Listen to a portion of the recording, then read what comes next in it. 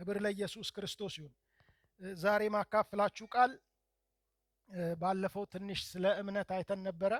ከዛ ትንሽ እቀጥላለሁ ብዬ ነበር። ምናልባት ዛሬ እሱን አይደለም ትንሽ ምቀጥለው፣ ስለ እምነት የጀመርኩትን ሌላ ጊዜ እቀጥላለሁ። ግን ከዚህ በፊት በገንዘብ ጌታን ስለማገልገል አይተን ነበርና ሁለተኛ ክፍል አለ፣ እሱን እንመለከታለን ተባብለን ነበረ ከዚህ በፊትና ምናልባት በተለያየ ፕሮግራም መደራረብ ምክንያት ሁለተኛውን ክፍል አልቀጠልንም።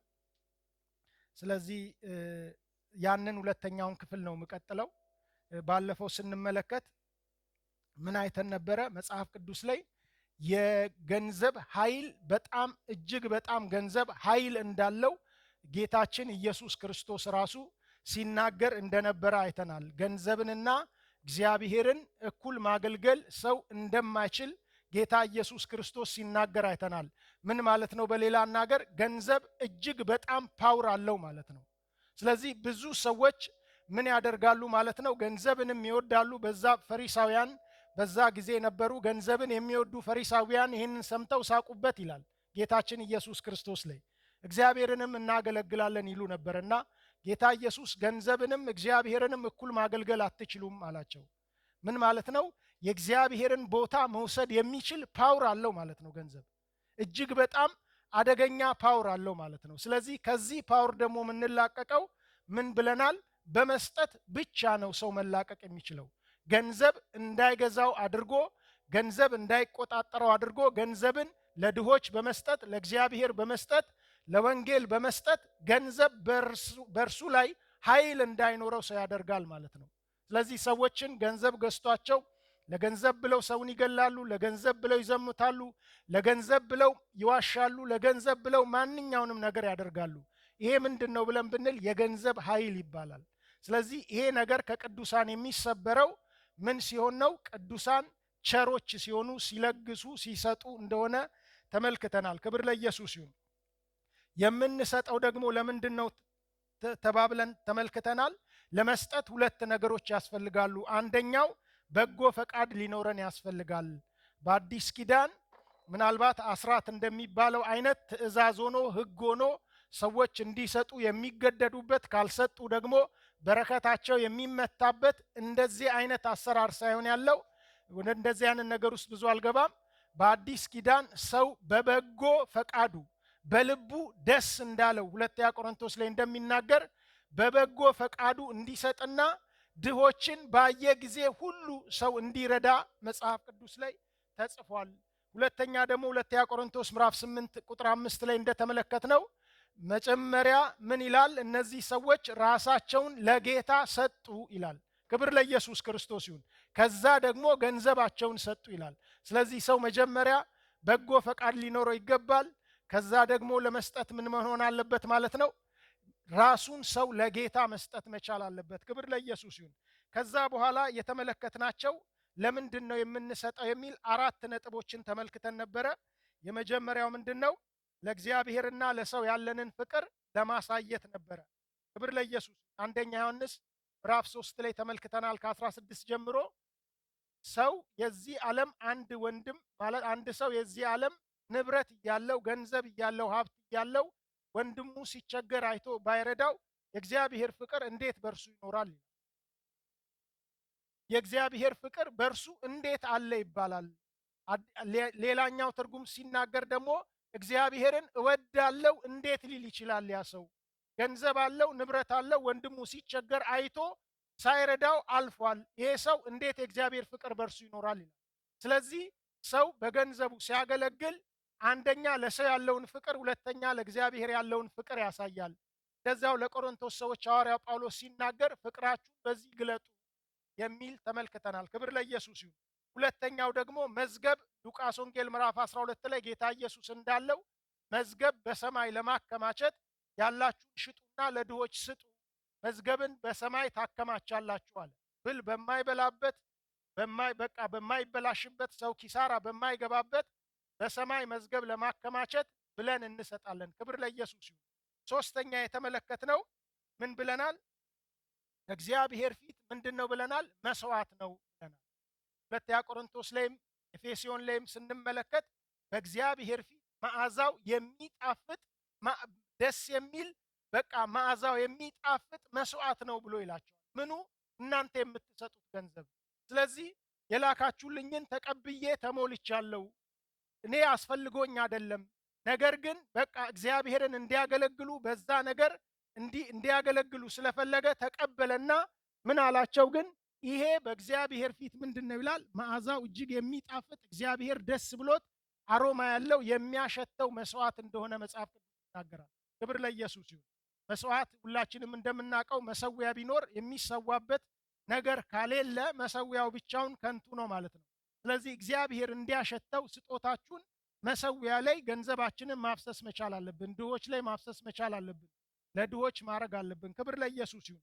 አራተኛው ምንድነው? አገልግሎታችን የሚፈተንበት ነው። የአንድ ሰው አገልግሎት የሚፈተንበት ነው። ሁለተኛ ቆሮንቶስ ምዕራፍ 9 ቁጥር 13 ጀምሮ ሲናገር በዚህ በተፈተነው አገልግሎታችሁ ምናልባት ይሄንን ላንብበው። ክብር ለኢየሱስ ክርስቶስ ይሁን።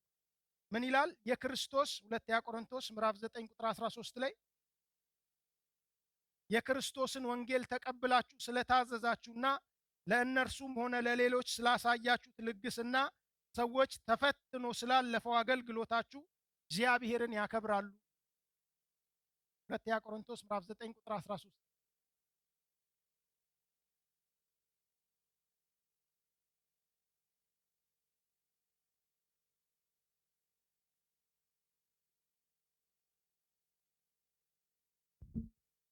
ንሳቶም ብምጽራይ እዚ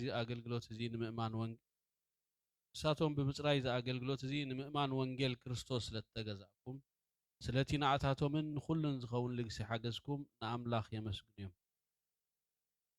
ንሳቶምን ስለቲ ኣባኻትኩም ዘሎ ማዕለያ ዘይብሉ ጸጋ ኣምላኽ ምእንታኹም እናጸለዩ ይናፍቑኹም እዮም። ስለቲ ዘይንገር ውህበቱ ንኣምላኽ ስብሓት ይኹን። ክብር ለኢየሱስ ክርስቶስ። አዲሱ ትርጉም ምን ይላል? ስለታዘዛችሁና ለእነርሱም ሆነ ለሌሎች ስላሳያችሁት ልግስና ሰዎች ተፈትኖ ስላለፈው አገልግሎታችሁ ምኑን ነው የሚለው? ለድሆች የሰጡትን ኢየሩሳሌም ችግር ውስጥ ነበረች። ያንን ለማዋጣት ያደረጉትን ነገር አይተው በቃ ሰዎች ተፈትነዋል። በምን? በመስጠት ማለት ነው። የተቸገረ አለ። ኢየሩሳሌም መላው ተቸግሯል። ችግር ውስጥ ነው ያሉት። በዛ ላይ ደግሞ በዛ ችግር በዛ ረሃብ ደግሞ የቅዱሳን ስደት ሲጨመርበት ምን አይነት ነገር ሰምተዋል ማለት ነው? የተቸገረ ሰው ሰምተዋል። ስለዚህ ምንድን ነበረ ማለት ነው? ተፈትነው ነበረ በዚህ ነገር ማለት ነው። ስለዚህ ተፈትኖ ስላለፈ አገልግሎታችሁ ሰዎች እግዚአብሔርን ያከብራሉ። ስለዚህ አንዱ የምንፈተንበት ነገር ምንድነው? በመስጠት ነው ማለት ነው። ስለዚህ ጌታችን ኢየሱስ ክርስቶስም መጽሐፍ ቅዱስ ሲናገር ለድሆች ሁል ጊዜ የሚሰጥ ነበር።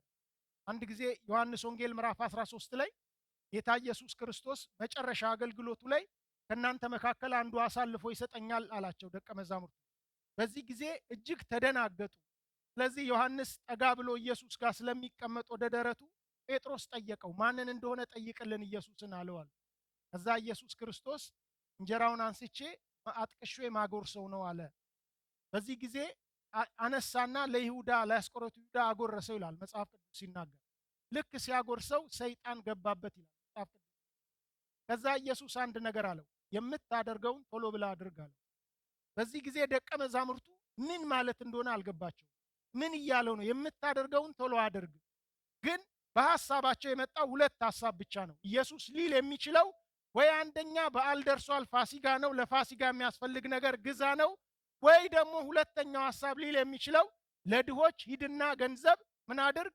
ስጥ፣ ምጽዋት ስጥ ነው የሚለው ብለው አሉ። ምን ማለት ነው?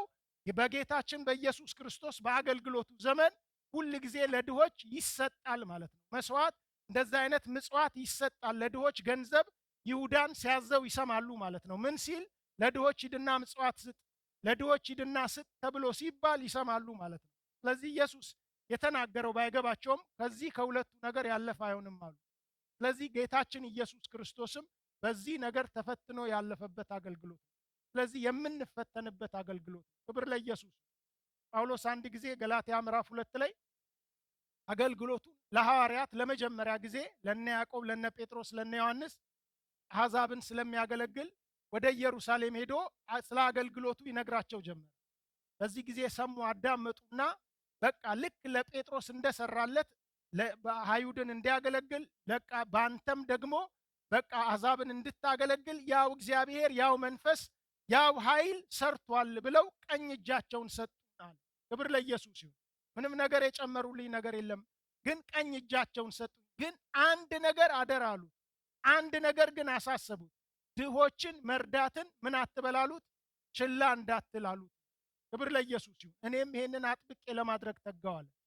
በቃ አንድ ከገመገሙበት ካዩ አገልግሎቱን ሁሉ ካዩ በኋላ ምንም ነገር ልክ ለጴጥሮስ ላይ እንደሰራ ነው የሰራው።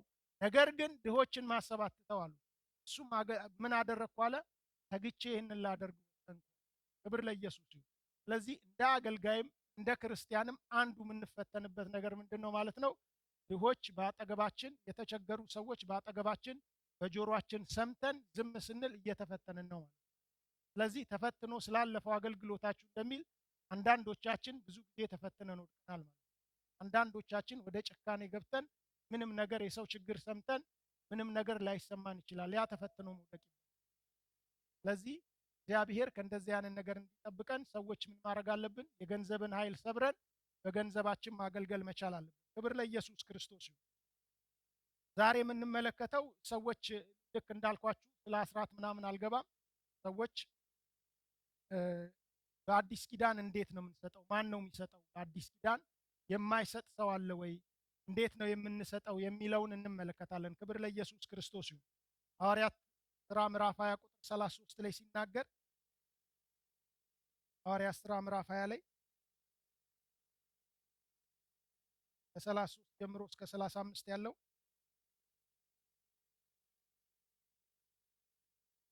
ሐዋርያት ሥራ ምዕራፍ 20 ከ33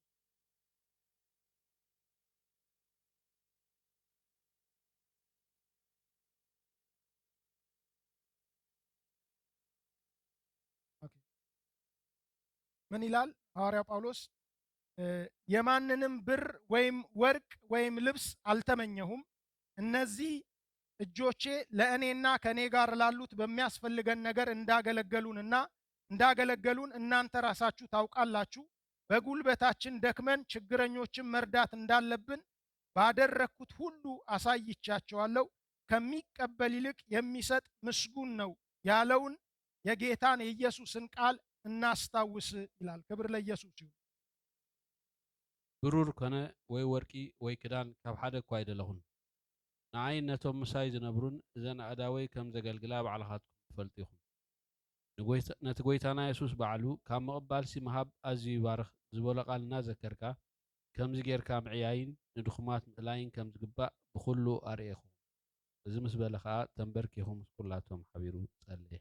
ክብር ለኢየሱስ ክርስቶስ ይሁን። ሐዋርያው ጳውሎስ ለመጨረሻ ጊዜ የኤፌሶንን ቤተ ክርስቲያን ሲሰናበታት የተናገረው ነገር ነው። የመሰናበቻ ቃል ሁላችንም እንደምናውቀው እጅግ በጣም ሰው ሁሉ ሊሰማው የሚፈልግ ናፍቀውት እያለቀሱ ተቃቅፈው አልቅሰው እዛ ልክ ወንዙ ዳር ባህሩ ዳር ተንበርክከው እንደጸለዩ መጽሐፍ ቅዱስ ይናገራል። ተቃቅፈው ማለት ነው። በዛ ጊዜ ግን ምን ብሎ ይነግራቸዋል? በተለይ ለነዚህ ለአገልጋዮች ምን ብሎ ይነግራቸዋል? የማንንም ብርም ወርቅም ማንኛውንም ነገር አልተመኘውም እኔ ከናንተ ይላቸዋል። የማንንም አልተመኘውም። ሐዋርያ ጳውሎስ ተመልከቱ፣ ትልቅ ጸጋ ያለው ነው። በጣም ተቀባይነት ያለው ሰው ነው። ቢመኝ ኖሮ ከነሱ ብር ቢፈልግ ኖሮ ልክ በዚህ ዘመን አንዳንዶች እንደሚያደርጉት ብዙ ነገር ማግኘት የሚችል ሰው ነው። ነገር ግን እኔ አልተመኘውም። ያልተመኘበትን ምክንያት ሲናገር ምን ይላል? ላሳያችሁ የፈለኩት ነገር፣ ላስተምራችሁ የፈለኩት ነገር ነበረ። ምንድነው? እሱም አለ ለራሴም ሆነ እንደገና ደግሞ አብረውት ለሚያገለግሉት ከሱ ጋር ላሉት ሰዎች ሐዋርያው ጳውሎስ ድንኳን እየሰፋ ራሱ ገቢ እያገኘ ለራሱ ብቻ ሳይሆን አብረውት ከሱ ጋር ለሚያገለግሉ ሁሉ የሚያስፈልጋቸውን ነገር ይሰጣቸው ነበር፣ ያደርግላቸው ነበር። በእንግሊዘኛው መጽሐፍ ቅዱስ ሲናገር ሰፕላይ ኦፍ ኒድ ነው የሚለው። በቃ የሚያስፈልግ የሚበላ፣ የሚጠጣ፣ የሚለበስ እንደገና ቤት የሚቀመጡበት ማለት ነው። የቅንጦት ህይወት አይደለም። የሚያስፈልገውን ነገር ሐዋርያው ጳውሎስ ድንኳን እየሰፋ አስቡ። በዛ ዘመን ድንኳን የሚሰራው ከዚህ ከበግ ከፍየል ሌጦ ነው። ይሸታል፣ ከባድ ነው፣ ክብደት አለው። እንደዛ አይነት ነገር በቃ ይሄ ሐዋርያው ጳውሎስ የሚሰራ አይመስልም። ግን ያንን ስራ እየሰራ ገንዘብ እያገኘ ለሱም ሆነ አብረውት ለሚያገለግሉ ሰዎች ገቢ በቃ ምንም ቤተክርስቲያን ሸክም እንዳትሆን ሰዎችን ምንም ሳያስቸግር ማንንም ሳይለምን ለነሱ ያንን ሁሉ ወጪ እየሸፈነ በመካከላቸው ይኖር። ለምንድን ነው ይሄንን ያደረኩት አለ? ለማሳየት ነው። እናንተ እንድትማሩ ነው። ከዚህ በገዛ እጆቼ እነዚህ እጆቼ ናቸው ይላቸዋል።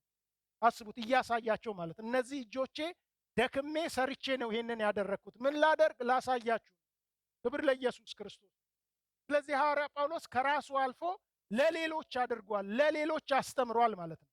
ስለዚህ በሁሉ ነገር ኮንስታንትሊ ነው። በቃ ሁል ጊዜ አሳየዋችሁ። እነሱ ጋር ከመጣበት ቀን ጀምሮ እስከሚወጣበት ቀን ድረስ አንድ ቀንም ሳያቋርጥ እስኪለያቸው ድረስ ሁሌ አሳየዋችሁ።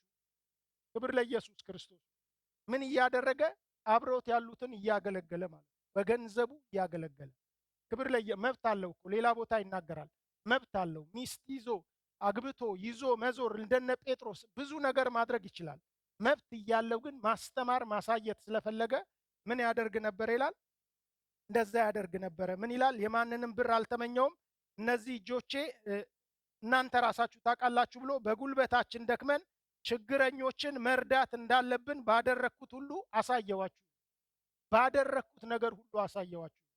ስለዚህ ያያችሁ አገልግሎቱም በዛ ተፈትኗል። እነዚህ የሚያገለግሉ ሰዎች የኤፌሶን ሰዎች በሙሉ እነዚህ ሰዎች ሁሉ የሚያደርገውን ነገር ሁል ጊዜ እያዩ፣ ስለዚህ አሳይቻቸዋል። ለምንድን ነው ያደረኩት ይሄንን አለ? የጌታችን የኢየሱስን ቃል አስታውሱ። ምን የሚል? ከሚቀበል ይልቅ የሚሰጥ ብፁዕ ነው፣ የተባረከ የተመሰገነ ነው። ክብር ለኢየሱስ ክርስቶስ ይሁን። ስለዚህ ሰው ምን ለማድረግ መሮጥ አለበት ማለት ነው? ለመስጠት መሮጥ አለበት፣ ለመቀበል ሳይሆን። በቤተ ክርስቲያን ውስጥ እያንዳንዱ ቅዱሳን ለመስጠት በቃ ለድሆች፣ ለተቸገሩት፣ ለወንጌል፣ ለእግዚአብሔር ቤት ለመስጠት መሮጥ አለበት። ለምን? ለመባረክ፣ ለመመስገን። ክብር ለኢየሱስ ክርስቶስ ይሁን። ለመስጠት መሮጥ አለበት። መጽሐፍ ቅዱስ ሲናገር ስጡ ይላል። የሚሰጥን ሰው ስጡ ይሰጣችኋል ይላል መጽሐፍ ቅዱስ ሲናገር። እንደገና ስትሰጡ ደግሞ ብድራት ለሚከፍል ስትጋብዙ፣ ምሳ እራት ስትጋብዙ ሉቃስ ወንጌል ምዕራፍ 14 ላይ ስትሄዱ ብድራትን ለሚመልሱ ዛሬ ጋብዛችሁ ነገ ቤታቸው ጠርተው ለሚጋብዟችሁ ሳይሆን መመለስ ብድር መመለስ ለማይችሉ ሰዎች አድርጉ። ይሄንን ስታደርጉ አንደኛ ትባረካላችሁ፣ ሁለተኛ በጻድቃን ትንሣኤ ብድራት ይመለስላችኋል ይላል። ስለዚህ የሚሰጥ ሰው የተባረከ ነው በብዙ ነገር ማለት ነው። ክብር ለኢየሱስ ክርስቶስ። ሰዎች በሚሰጡበት ጊዜ ይባረካሉ፣ በጻድቃን ትንሣኤ ብድራት አላቸው። በዚህ ምድር ላይም እግዚአብሔር ይሰጣቸዋል የበለጠ እንዲሰጡ። ክብር ለኢየሱስ ክርስቶስ ይሁን። ስለዚህ ሰዎች ምን ማድረግ አለባቸው? ይሄንን የጌታን ቃል አስታውሱ አላቸው። በደንብ አድርገው እንዳዩ ምን ማድረግ አለባቸው? ኢቭን ሐዋርያው ጳውሎስ እየደከመ ለወንጌልም ይደክማል፣ እንደገና ደግሞ በስራም ይደክም ነበር። ምን ለማድረግ? በደንብ እንዲማሩ እንዲመለከቱ። ክብር ለኢየሱስ ክርስቶስ ይሁን። ስለዚህ በእግዚአብሔር ቤት ያለን ሰዎች ምን ልናደርግ ይገባል ማለት ነው? በገንዘባችን ጌታን ለማገልገል መሽቀዳደም መቻል አለብን። ለመስጠት በጣም መሮጥ መቻል አለብን። ካልተቸገርን ችግር ውስጥ ካልገባን በስተቀር መቀበልን በቃ ማሰብ መቻል የለብንም። ክብር ለኢየሱስ ክርስቶስ ይሁን። ሰጪዎች መሆን መቻል አለብን። በዚህ አገልግሎታችንም ይፈተናል። ብዙ ነገር ውስጥ በዚህ ልንገባ እንችላለን። ክብር ለኢየሱስ ክርስቶስ ይሁን። ስለዚህ የምንሰጠው እንዴት ነው? ከምናችን ነው የምንሰጠው? አንድ 3-4 ነጥቦችን እንመለከታለን። የመጀመሪያው ሐሳብ ከምናችን እንሰጣለን? ከትርፋችን እንሰጣለን። የተረፈንን ከትርፋችን እንሰጣለን። ሉቃስ ወንጌል ምዕራፍ 21 ላይ ጌታ ኢየሱስ ክርስቶስ ሉቃስ ወንጌል ምዕራፍ 21 ላይ ከ1 ጀምሮ እስከ 3 ያለውን እስከ 4 ያለውን ኢየሱስ ቀና ብሎ ሲመለከት ሀብታሞች በቤተ መቅደስ መባ መሰብሰቢያ ውስጥ መባቸውን ሲጨምሩ አየ። ደግሞም አንዲት ድሃ መበለት 2 ትናንሽ የናስ ሳንቲሞች በዚህ ስትጨምር ተመለከተ። እንዲህ አለ፣ እውነት እላችኋለሁ ይህች ድሃ መበለት ከሁሉም የበለጠ ጨመረች። እነዚህ ሰዎች የሰጡት ከትርፋቸው ላይ ሲሆን እርሷ ግን የሰጠችው ከጉድለቷ ያላትን መተዳደሪያዋን በሙሉ ነው። ቁልሕ ኢሉ ሃብታማት መባኦም ኣብቲ ሳጹን ምጽዋት ከመይ ገይሮም ከም ዘውድቑ ረአየ። ሓንቲ ድኻ መበለት ከዓ ካብኡ 2 ለብጦን ከተውድቕ ከላ ረኣያ እሞ ካብ ኩላቶም እዛ ድኻ መበለት እዚኣ ኣብዚሓ ከም ዘውደቐት ብሓቂ ብለኩም ኣለኹ። እዚኣቶም ሲ ኩላቶም መባእ ካብ ተረፎም እዮም ዘውደቑ። እዚኣ ግና ካብ ስእነታ ዘለዋ ኩሉ ምግባያ ዘውደቐት በለ። ክብር ለኢየሱስ ክርስቶስ ይሁን። እዚህ ጋር እንደምንመለከተው ጌታችን ኢየሱስ ክርስቶስ ምናልባት በሉቃስ ወንጌል መሰረት የመጨረሻ ቤተ መቅደሱን የሚለቅበት ነው። ከዚህ በኋላ ቤተ መቅደስ ኢየሱስ ተመልሶ አይገባም። በሉቃስ ወንጌል መሰረት ማለት ነው። እዛ ቁጭ ብሎ ምን ያይ ነበር ይላል? መባቸውን በዛ በመዝገብ ውስጥ ሰዎች አምጥተው ሲጨምሩ ቁጭ ብሎ ትይዩ ተቀምጦ ይመለከት ነበር ይላል። ሲጨምሩ የእያንዳንዳቸውን ይመለከታል። በዛ ውስጥ ተመልከቱ፣ ኢየሱስ ክርስቶስ የሚመለከተው ሰዎች ምን ያህል ምን እንዴት ነው ከምናቸው ነው የሚሰጡት የሚለውን ቁጭ ብሎ ይመለከት ነበር። ስለዚህ ሀብታሞች መጥተው ገንዘባቸውን እያሳዩ በመዝገብ ውስጥ መዝገብ ነው እንደዚህ እያመጣ ነው ሰው የሚጨምረው። መባ ልክ እንደዚህ እንደሚዞረው አይደለም የሚዞረው። ስለዚህ እያመጡ መዝገባቸው ውስጥ ብዙ ብዙ ብር ያስቀምጡ ነበረ ብዙዎች። ስለዚህ እነዚህ ከምናቸው ሰጡ አለ ጌታ ኢየሱስ? ከትርፋቸው ሰጡ አለ። ነገር ግን አንዲት ድሃ መበለት መጣችና 2 የናስ ሳንቲሞችን መታ አስቀመጠች። በዚህ ጊዜ ጌታ ኢየሱስ ክርስቶስ በቃ ምን አለ? እውነት እላችኋለሁ ከሁሉ አብልጣ እቺ ሴት ሰጠች አለ። እነዛን ግን ሲገስጻቸውም ሲፈርድባቸውም ሲኮንናቸውም አንመለከትም። እግዚአብሔር ደግሞ አልቀበልም ሲልም አንመለከትም። እግዚአብሔር ይቀበላል። ከትርፋቸው ነው የሰጡት። ስለዚህ ከትርፋቸው ካላቸው ላይ ብዙ ስላላቸው እጅግ በጣም ብዙ ስላተረፉ ትርፍ ስላላቸው ነው አምጥተው እነዚህ ሰዎች የሚሰጡት ማለት ነው። ስለዚህ ከትርፋችን ስንሰጥ እግዚአብሔር ይቀበላል። ኦፍ ኮርስ ይቀበላል። ግን የሚደነቅበት ብዙ የሚደነቅበት ነገር የሚነካበት ነገር አይደለም። ክብር ለኢየሱስ ክርስቶስ ይሁን። ስለዚህ ሰዎች ተርፏቸው ያሉ ሰዎችም ንፉግ የሆኑ ጨካኝ የሆኑ የማይሰጡ ሰዎች በእርግጥ አሉ። ነገር ግን እነዚህ ሰዎች ከምናቸው ሰጡ ይላል? አውት ኦፍ ዴር ሰርፕለስ ነው። በቃ ከተረፈው ትርፍ የሆነውን ነገር አምጥተው በዛ በመዝገብ ውስጥ ጨመሩ ይላል። የተረፈ ነገር ማለት ነው። ስለዚህ ትርፍ የሆነ ነገር ያሏቸው ሰዎች ምን ማድረግ አለባቸው ማለት ነው?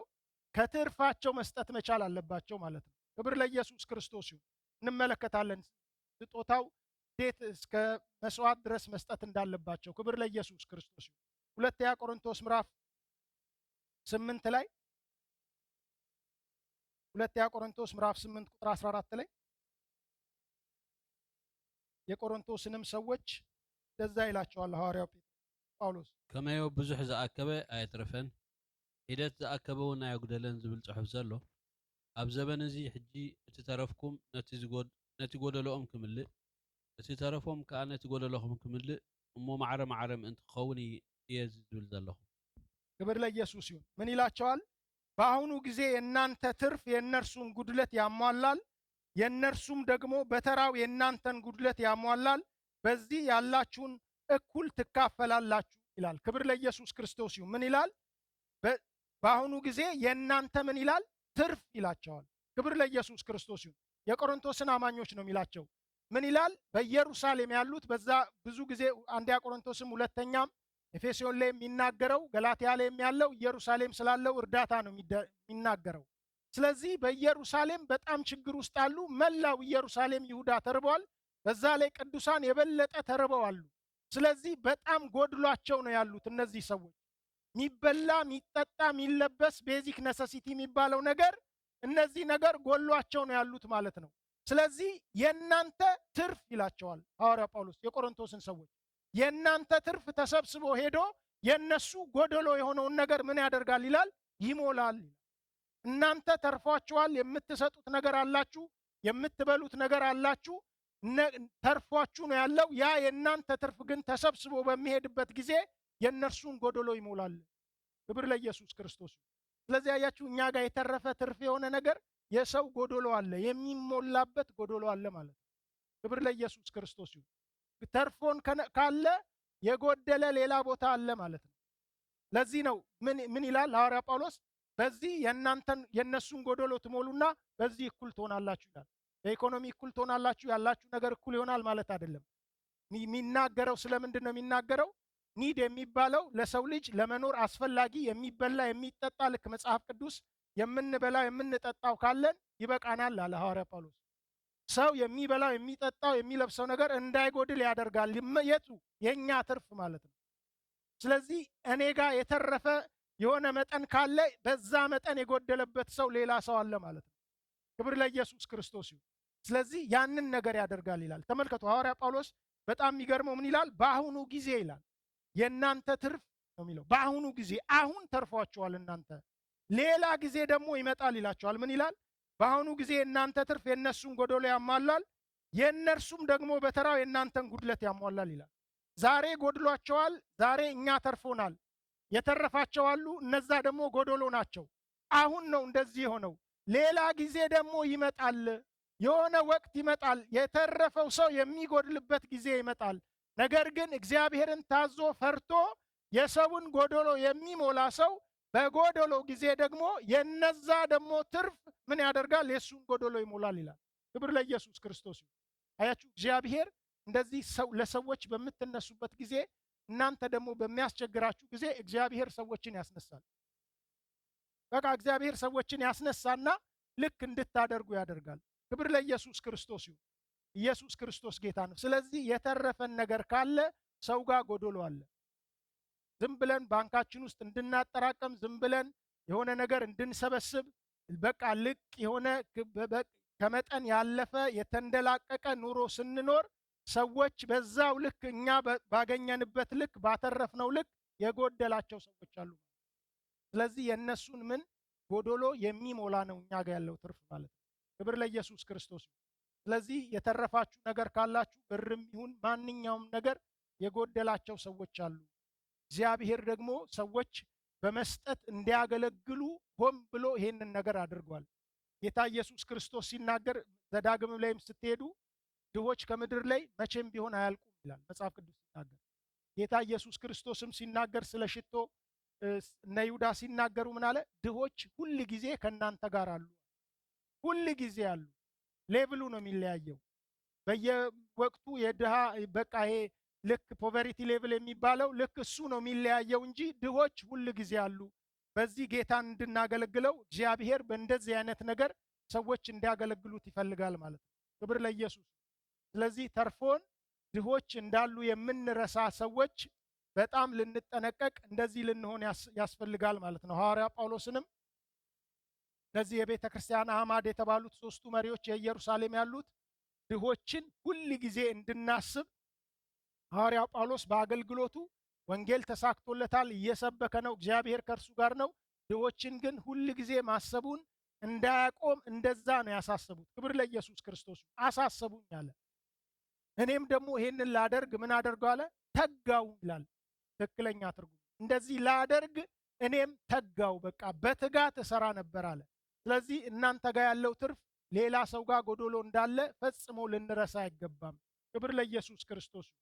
በዚህ በቃ ብፁዕ ነው ልክ እንዳለ ደስታ ሰዎች ያገኛሉ። ሰዎችን ስትረዱ፣ እውነተኛ ትክክለኛ የተቸገረ ሰው ስታገኙ እጅግ በጣም በቃ በጣም ነው ደስ የሚላችሁ። መንፈሳችሁ ሐሴት ያደርጋል በዚህ ነገር ማለት ነው። ክብር ለኢየሱስ ክርስቶስ ይሁን። ሁለተኛው በተለይ እዛ ጋር ምን ይላቸዋል? የዘጸአትን ያመጣል። ልክ ዘጸአት ላይ መባ ሲመጣ ይሰበሰብና ሁሉም ሰው መጽሐፍ ቅዱስ እንደሚናገረው ድርሻውን ሲከፋፈል አንዳንድ ጎመር የሚባል መስፈሪያ ነው በወቅቱ ያለው። አንዳንድ ጎመር ነው የሚሰጠው ይላል። ነገር ግን አንዳንዱ ሰው እጅግ በጣም ብዙ መና ይሰበስብ ነበር ይላል። አንዳንድ ጎመር ነው የሚያስፈልገው። አንዳንዱ ደግሞ በጣም ጥቂት ይሰበስባል። በበሽታ ምክንያት ይሁን ወይ ደግሞ በሽምግልና ምክንያት ይሁን በእድሜ ምክንያት አይታወቅም፣ በተለያየ ችግር ምክንያት ጥቂት የሚሰበስብ ነው ሰው ነበረ። ነገር ግን በኋላ ሰዎች ሲከፋፈሉ በኋላ ግን ነገሩ ሲሆን ምንድን ነው የሚሆነው? አንዳንድ ጎመር ነው ሁሉም ሰው የሚያገኘው ማለት ነው። ስለዚህ ብዙም የሰበሰበ ሰው ምን አላደረገም? ከአንድ ጎመር በላይ አይደለም የሚያስፈልገው በቀን። ጥቂት የሰበሰበም ሰው ለሌላው ደግሞ ብዙ ከሰበሰበው ስለሚያገኝ አንዳንድ ጎመር ነው ሁሉም የሚያገኘው። ክብር ለኢየሱስ ክርስቶስ። ስለዚህ ከመናው ጋር ነው ሄዶ የሚያገኘው ማለት ነው። ሰው ብዙ ሰብስቦ በጣም ብዙ ነገር ቢኖር ልክ እንደመናው ሸተተ፣ እንደገማባቸው፣ እንደተበላሸባቸው የሰው ወርቁ ብሩን ቢያከማች ምንም ነገር ባያደርገው መጽሐፍ ቅዱስ እንደሚል ብልና ዝገት ይበላዋል፣ ይሸታል፣ እንደመባል ይበላሻል ማለት እጃችን ላይ ያለ ብር ማለት እጃችን ላይ ያለ ብር። ስለዚህ በዚህ ነገር በተለይ አንዳንድ ነገሮችን ስሰማ እኔ በጣም ይገርመኛል። አንዳንድ ድሃ የሆኑ ሰዎች ሲሞቱ ገንዘባቸው ሲጣራ እጅግ በጣም ብዙ ብር አለ እዛ ውስጥ። በችግር ተቆራምደው ገንዘብ ዝም ብለው ለነገ ብለው ያጠራቅማሉ። እድሜያቸው እየገፋ ነው፣ ብዙ ነገሮች እየተለወጡ ነው። ዝም ብሎ ያጠራቅምና ሰው ያንን ነገር ሳይበላው ብል በላው ማለት ይሄ ነው። መጽሐፍ ቅዱስ ሲናገር ምሳሌ ላይ በቃ አንዳንድ ሀብታም ይሰበስብና ለሌላው ነው በቃ ሌላው ነው የሚበላው ይላል መጽሐፍ ቅዱስ ሲናገር። ስለዚህ እንደዛ እንዳይሆንብን ዛሬ ትርፍ በሆነው ገንዘባችን ጌታን ልናገለግል ይገባል። እድል ነው። ክብር ለኢየሱስ ይሁን። መባረክ ነው መጽሐፍ ቅዱስ እንደሚናገር። ስለዚህ በእንደዚህ አይነት ነገር የረሳን ገንዘብ ያለን ብዙ ችግረኞች አጠገባችን ሊኖሩ ይችላሉ። ኤርትራ ውስጥ ሊኖሩ ይችላሉ። ኢትዮጵያ፣ የተለያየ አፍሪካ ሀገር ብዙ ችግረኞች አሉ። መብላት ያቃታቸው፣ የሚበሉት ነገር የሌላቸው፣ የጎደላቸው፣ ዛሬ በልተው ነገ ማይበሉ፣ ብዙ ገንዘብ ልጆቻቸውን ማስተማር ያቃታቸው ብዙ ሰዎች አሉ። ክብር ለኢየሱስ ክርስቶስ። እኔ አንድ ጊዜ ገረመኝ። እህቴ በቃ እባክህ የሆነች ሴትዮ በጣም ተቸግራለች እና ብላ እኔንም ወንድሞቼንም አለች እና በጣም እዚህ ግባ ማይባል ብር ላክን። ከዛ ስንልክ ለካ ልጆቿ ትምህርት አቁመው ቶታሊ አቁመው ማለት ነው። ዋርኒንግ ተሰጥቶ አቁመው ነበር እና በኋላ ከቆየ በኋላ እንደ ቀልድ ስናወራ እንደዚህ እኮ ነው ትምህርት አቁመው ነበረ፣ በሽምግልና በስንት መከራ ብሩ ተከፍሎ ጀመሩ። ተመልከቱ፣ አያችሁ። እንደዚህ አይነት ብዙ ሰዎች አሉ። ብዙ ሰዎች ምግብ የማይበሉ ልጆቻቸው የሚያበሉትን ነገር አጥተው የሚያለቅሱ፣ ልክ እንደ አጋር በቃ ልጄ ሲሞት አልየው የሚሉ ማለት ነው። እንደዚህ አይነት ብዙ ሰዎች አሉ።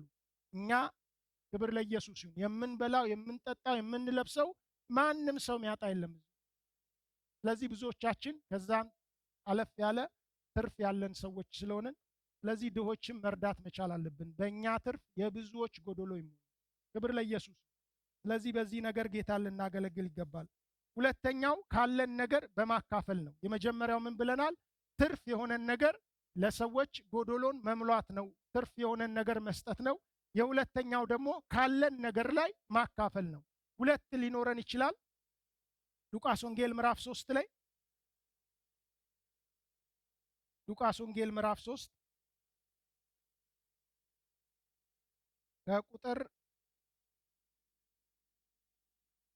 ከቁጥር 10 ጀምሮ 10 እና 11 እቶም ህዝቢ ድማ እንታይ ንግበር ኢሎም ሓተትዎ። ንሱኻ ክልተ ቀሚሽ ዘለዎ ነቲ ዘይብሉ ይምቀሎ፣ ቀለብ ዘለዎ ድማ ከምኡ ይግበር ኢሉ መለሰሎ። ክብር ለኢየሱስ ይሁን። ጊዜ ለመቆጠብ ነው። ህዝቡም ታዲያ ምን እናድርግ ብለው ጠየቁት። ዮሐንስም ሁለት ልብስ ያለው ምንም ለሌለው ያካፍል፣ ምግብ ያለውም እንዲሁ ያድርግ ብሎ መለሰላቸው ይላል። ታውቃላችሁ፣ በጥምቀት ወቅት ነው ሰዎች ሲጠመቁ ምን ያደርጋል? አንድ ሰው ለመጠመቅ ሲመጣ በዛ ወቅት ንስሐ የገባ ሰው መሆን አለበት። ንስሐ ገብቶ በአካሄዱ ተጸጽቶ ከዚህ በኋላ እግዚአብሔርን ደስ በሚያሰኝ መንገድ ሄዳለሁ ብሎ ወይ ደግሞ የዳነ ሰው እንደዚህ የተነካ ሰው ነው በቃ ለጥምቀቱ መምጣት ያለበት። ልክ እንደዛ አይነት ሰው ነው። ዮሐንስ ግን ሲመለከታቸው ምንም የማይጸጸቱ ምንም ለድሃ በቃ ጨካኝ የሆኑ የማይሰጡ ንስሐ ያልገቡ ለንስሐ ያልተዘጋጁ ሰዎች ናቸው ወደ ጥምቀቱ የሚመጡት። ስለዚህ ዮሐንስ እጅግ በጣም ተነካና በመንፈሱ ተቆጥቶ እናንተ የፉኝን ልጆች ይላቸዋል፣ ከሚመጣው ቁጣ እንድታመልጡ ማን ያመለከታችሁ? እንግዲያውስ የምትጠመቁ ከሆነ ልትጠመቁ ወደዚህ የምትመጡ ከሆነ ምን አድርጉ አላቸው? ለንስሐ የሚገባ ፍሬ አድርጉ፣ አፍሩ ይላቸዋል። ክብር ለኢየሱስ ክርስቶስ።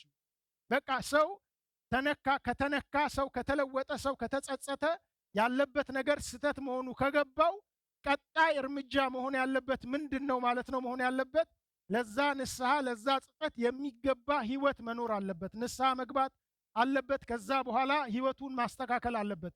እነዚህ ሰዎች ግን እንደነበሩ ምንም ነገር እንትን ሳይሉ ዝም ብለው ብቻ ሊጠመቁ መጡ። በዚህ ጊዜ ዮሐንስ ምን አላቸው? ኖ አለ። ምሳር በዛፍ ስር ተቀምጧል፣ ፍሬ ማያፈራውን ሊቆርጥ ብሎ አላቸው። በዚህ ጊዜ ደንገጥ ብለው ሁሉም የጠየቁት ምንድነው? እንግዲህ ምን እናድርግ? ንገረን፣ በቃ ማድረግ ያለብንን አሉት።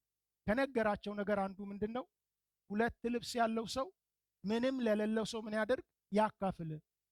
ሁለት አለው፣ ምንም የሌለው ሰው ደግሞ አለ እዛ።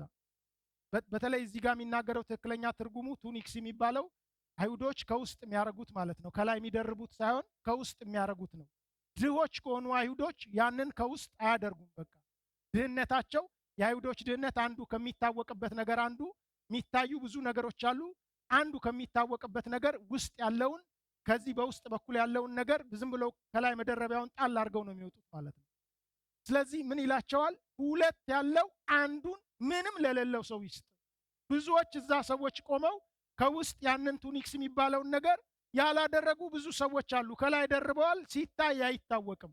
ተሸማቆ በህዝብ መካከል አለ ማለት ነው። ስለዚህ ሁለት ያለው ምን ያድርግ? አንዱን ያካፍል። እሱ ብቻ አይደለም፣ ምግብም ያለው ምን ያድርግ ይላል።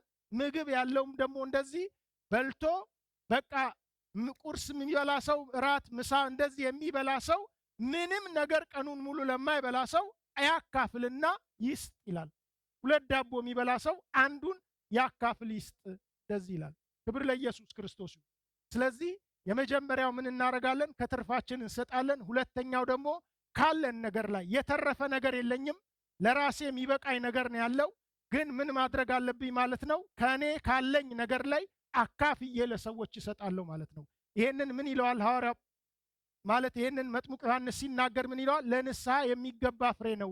ሰዎች መጸጸታቸው፣ ንስሐ መግባታቸው፣ መዳናቸውን የሚያሳይ ትክክለኛ የሚያሳይ ነገር አንዱ ምንድነው? ማካፈል ነው ይላቸዋል።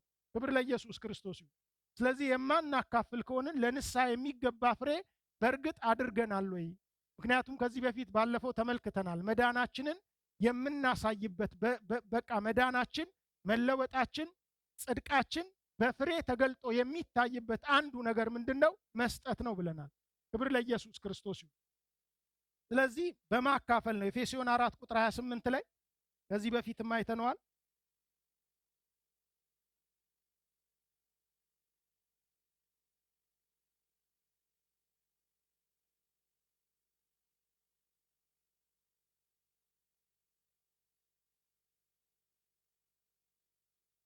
ኤፌሶን 4:28 ላይ እቲ ዝሰረቐ ነቲ ስኡን ዘማቕሎ ምእንቲ ክህልዎስ ጽቡቕ እናገበረ ዳ ብእዳው ይጻዕር እምበር ደጊምሲ አይስረቕ። ክብር ለኢየሱስ ይሁን። አዲሱ ትርጉም እዚህ ርዕስ የሚሰጠው እንደ ብርሃን ልጆች መመላለስ በሚለው ርዕስ ነው ይህንን የሚናገረው። ምን ይላል? ይሰርቅ የነበረ ከእንግዲህ አይስረቅ፣ ነገር ግን ለተቸገሩት የሚያካፍለው ነገር እንዲኖረው በገዛ እጆቹ በጎ የሆነውን እየሰራ ለማግኘት ይድከም ይላል። ክብር ለኢየሱስ ይሁን። ይሰርቅ የነበረ፣ ሰዎችን የሚያስለቅስ የነበረ፣ ከሰዎች የሚነጥቅ የነበረ ከዳነ የብርሃን ልጅ ከሆነ በኋላ ምን ማድረግ አለበት ይላል? ስራ መስራት አለበት። አሁን በነዛ እጆቹ እየሰረቀ ነው የሚኖረው። ምንም ስራ ሳይሰራ ነው። ሰው ይሰራል፣ የሚነጥቅ የነበረ ነው። ንስሐ ከገባ ከተለወጠ ምን ማድረግ አለበት? ይሄ ሰው በነዛ እጆቹ መድከም አለበት፣ መስራት መቻል አለበት። የሚሰራበትን ዓላማ ደግሞ ሲናገር ምን ይላል? የሚያካፍለው ለተቸገሩ ሰዎች የሚያካፍለው ነገር እንዲኖረው ነው ይላል። ይሄ ቃል እኔ በጣም ነው ሁል ጊዜ እንትን ስለው ራሴን የምታዘበው ማለት ነው። ሰው ስራ ሲፈልግ ስራ የሚፈልግበት ዋና ዓላማ ስራ ማግኘት አለብኝ የሚለው ዋና ዓላማው ምንድነው መሆን ያለበት ነው የሚለው ሐዋርያ ጳውሎስ። ለተቸገሩት የማካፍለው ነገር እንዲኖረኝ፣ እኔም በገንዘቤ ጌታን ማገልገል እንድችል ጌታ ሆይ ስራ ስጠኝ፣ እንደዚህ ማለት ነው። ብዙ ጊዜ የምናስበው እኛ እንደዚህ አይደለም የምናስበው በቃ የራሳችንን ኑሮ ለመኖር ለማግባት አንዳንድ ነገር የምናቀዳቸው ነገሮች ካሉ ለማድረግ ጌታ ሆይ ስራ ስጠኝ ነው። ሐዋርያ ጳውሎስ ግን ምን ይላል? ለተቸገሩ የሚያካፍለው ነገር እንዲኖረው ስራ ይስራ ይላል። ክብር ለኢየሱስ ክርስቶስ። ስለዚህ በጣም በአዲስ ኪዳን መስጠት የሚባለው ነገር እጅግ በጣም ቅዱሳን አገልግሎታቸው፣ ህይወታቸው የሚፈተንበት፣ ጽድቃቸው፣ ንስሐ መግባታቸው፣ እውነት በቃ በፍቅር መኖራቸው አንዱ የሚታይበት ነገር ምንድነው ማለት ነው? ማካፈል ይባላል ማለት። ልክ ቅድም መጀመሪያው ላይ እንዳየነው ትርፍ ላይ ኖረን ይችላል፣ የተረፈን ነገር ግን ካለን በቂ ለኔ ካለኝ ነገር ላይ ምን ማድረግ አለብኝ ማለት ነው? ማካፈል መቻል አለብን ማለት ነው። ለማ ለተቸገረ መጥምቁ ዮሐንስም ሲናገር ሐዋርያ ጳውሎስ ቅድምም አይተናል፣ የሚናገረው የተንደላቀቀ ህይወት እንዲኖር ሰው አይደለም። ለሰው መኪና ገዝቶ መስጠት፣ ለሰው ሌላ ነገር አይደለም። ሁሉም የሚናገረው አሁን መጥምቁ ዮሐንስ የሚናገረው ቤዚክ ኒድ ነው። ምግብ፣ ልብስ ምናምን ነው የሚለው። የሚበሉት፣ የሚጠጡት፣ የሚኖሩበት ማለት ነው። እንደዚህ አይነት ነገሮችን ለሰዎች የግድ ልናደርግ ይገባል። ከተረፈን ሌላም እናድርግ። ነገር ግን የተቸገረ የሚበላ የሚጠጣ ሰው ባጣበት ሌላ እጅግ የተንደላቀቀ ነገር ለሰዎች ማድረግ፣ ብድራት ለሚመልሱልን ሰዎች ማድረግ በዚሁ ምድር ላይ ብል እንደበላው ገንዘባችን የሚሆንበት ይሆናል ማለት ነው። ነገር ግን እነዚህ ምግብ፣ ልብስ፣ መጠለያ የሚባለው ነገር ለሰዎች ልናካፍል፣ ትርፍ ካለን ልንሰጥ፣ ትርፍ ከሌለን የራሳችን ካለን ደግሞ ምን ልናደርግ ይገባል ማለት ነው? ካለን ነገር ላይ ልናካፍል ይገባል ማለት ነው። ክብር ለኢየሱስ ክርስቶስ ይሁን። ሶስተኛው ምንድነው? መጽሐፍ ቅዱሳዊ ነው። በማዋጣት ማለት ነው። ምናልባት የምንሰጠው ነገር እጅግ በጣም ከባድ የሆነ ረሃብ ሊሆን ይችላል። አንድ ሰው ላይ አይደለም፣ ብዙ ሰዎች ላይ፣ አንድ አገር ላይ፣ አንድ ከተማ ላይ ወይም ደግሞ አንድ ቤተሰብ ላይ ከወጣ እኔ ብቻ የማልችል ከሆነ ኮንትሪቢዩት በማድረግ እንደዚህ በማዋጣት ደግሞ ቤተ ክርስቲያንም እንደዛ ይደረጋል። ሐዋርያት ሥራ ምዕራፍ 11 ላይ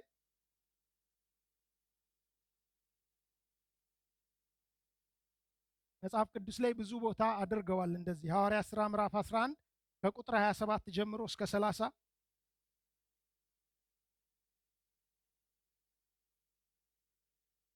በታ ቐነቲኣ ነቢያት ካብ ኢየሩሳሌም ናብ አንጾኪያ ወረዱ።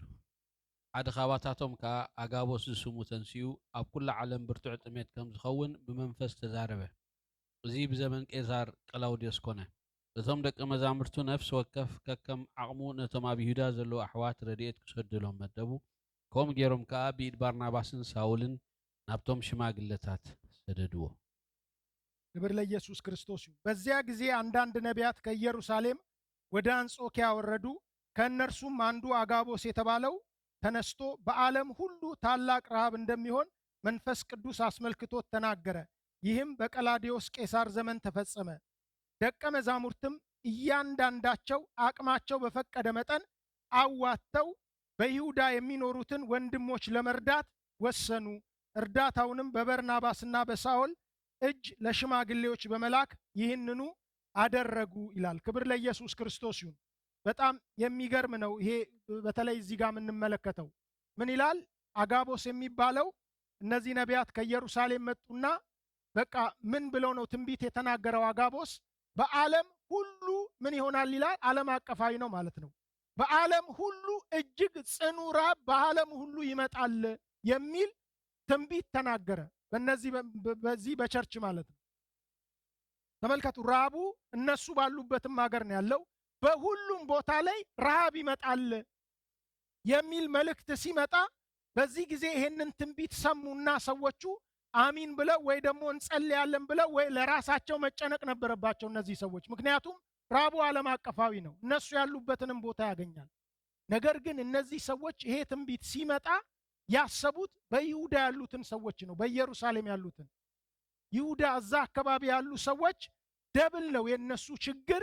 ልክ እነሱ ያሉበት ቦታ ብቻ ሳይሆን በቃ አንደኛ ቤተ ክርስቲያን በስደት ውስጥ አለ፣ ቅዱሳን ንብረታቸው የሚቀማበት፣ ስራ መስራት ማይችሉበት፣ ለህይወታቸው ጌታ ኢየሱስ ክርስቶስም ሲያሳድዷቸው እንዲሸሹ ከአንዱ ከተማ ተብሎ እንደተባለ ብዙ ቅዱሳን የተበተኑ የሸሹበት፣ የማይችሉ ቅዱሳን ግን በዛ ተቀምጠው ያሉ ሰዎች በዚህ በዓለም ላይ የሚመጣው ራብ ተጨምሮባቸው እዛ በወቅቱ ምንም ነገር ንብረታቸው ተቀምጦ መስራት የማይችሉ ናቸው። ረሃቡ እጅግ በጣም እነሱ ላይ ጽኑ ነበር። ችግሩ መከራው የተደራረባባቸው መውጣት የማይችሉበት ነው። ይሄ የዓለም አቀፍ ረሃብ ተጨምሮ ማለት ነው። ስለዚህ ይሄ ትንቢት ልክ ሲመጣ ልክ ይሄንን ትንቢት ልክ ቸርች ውስጥ የሰራዊት ጌታ እግዚአብሔር እንደዚህ ይላል ብሎ ትንቢቱን ሲናገር ሁሉም ተቀምጦ የሚያስበው የነበረው ረሃብ ሊመጣ ነው ብሎ ለራሱ አልነበር የሚያስበው። ምክንያቱም በሮማን ኢምፓየር ነው ያሉት፣ እነሱ ወጣ ብለው ነው ያሉት፣ ስደት የሌለበት ቦታ ነው ያሉት። ስለዚህ ሁሉም የሚያስበው የነበረው የት ነበረ? ይሁዳ ኢየሩሳሌም ነበረ የሚያስበው። ስለዚህ ሁሉም እዛ ምን አደረጉ? ማሰብ ጀመሩ። አስቡት፣ ልክ ቅድም እንዳልኳችሁ ከትርፍ ለመስጠት ወይ ደግሞ ያለውን አንድ ሰው ለማካፈል አንድ ሰው መርዳት የማይችለው ነው። የይሁዳ ህዝብ ነው። ምናልባት ኢን ሚሊየንስ ነው፣ የሚታወቅ ነገር የለም። በጣም ብዙ ሰው ነው ራብ ውስጥ የገባው። ቤተ ክርስቲያን ነች ራብ ውስጥ የገባችው። ስለዚህ አንድ ሰው ብቻውን ምንም ነገር ማድረግ አይችልም። ስለዚህ ምን አደረጉ ይላል መጽሐፍ ቅዱስ ሲናገር? አዋጡ ይላል። ኮንትሪቢዩት አደረጉ።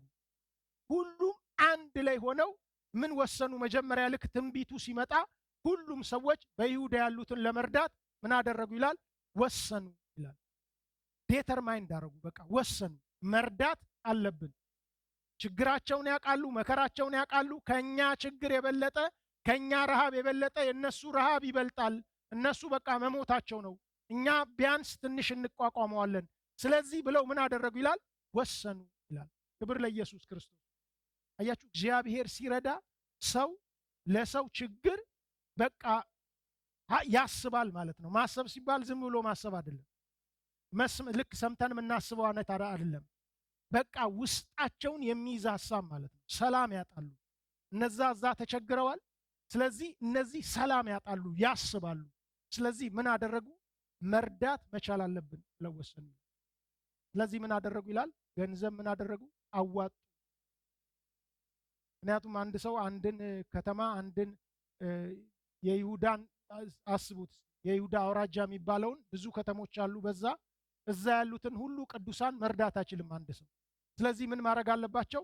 በዛ አካባቢ የነበሩ አብያተ ክርስቲያናት ሁሉ ተሰብስበው አንድ ላይ ምን ማድረግ አለባቸው? ማዋጣት መቻል አለባቸው።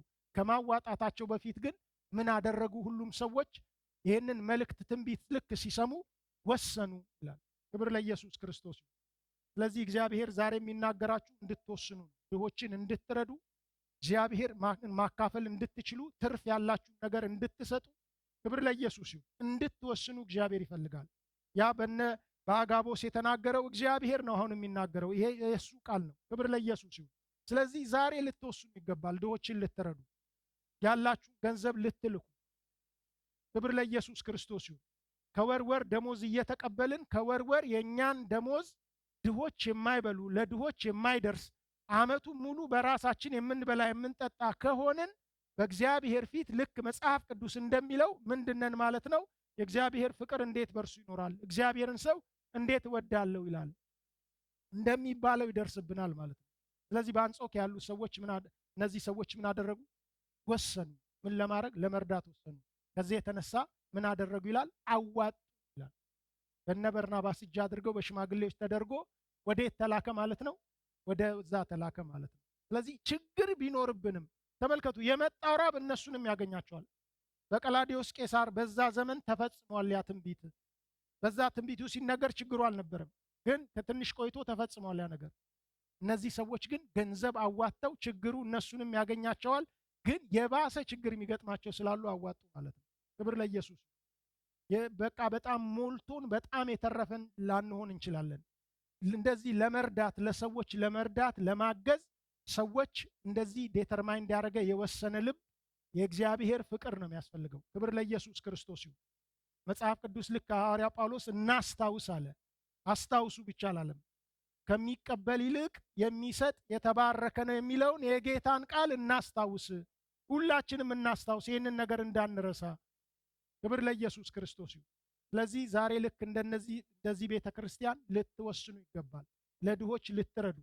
አንዳንዴ ተረፍ ያለ ብር ስታገኙ ለድሆች እውነተኛ ለተቸገሩ ሰዎች እንድትልኩ። ክብር ለኢየሱስ። እንደዚህ አይነት ነገር ልታደርጉ። በጣም የተቸገረ ሰው ስታገኙ ብቻችሁ መርዳት ማትችሉ ካለ ሰዎችን እንድታሰባስቡ፣ በእንደዚህ አይነት ነገር ሰዎችን እንድታገለግሉ እግዚአብሔር እየተናገራችሁ ያለው ማለት። ስለዚህ ይህንን ቃል ሰምተን ከዚህ በኋላ ደሞዛችንን ዝም ብለን ተቀብለን ከዓመት ዓመት ራሳችን እየበላን እየጠጣን እየለበስን እንድንኖር የእግዚአብሔር ፈቃድም አይደለም። ክብር ለኢየሱስ ክርስቶስ ይሁን። ሁለተኛ ቆሮንቶስ ምዕራፍ 9 ከ1 እስከ 5 ሲናገር ይሄንኑ ነገር ይናገራል። ሌሎች ሰዎች ሆነው ይሄንኑ ለዛው ችግር ለዛው ነገር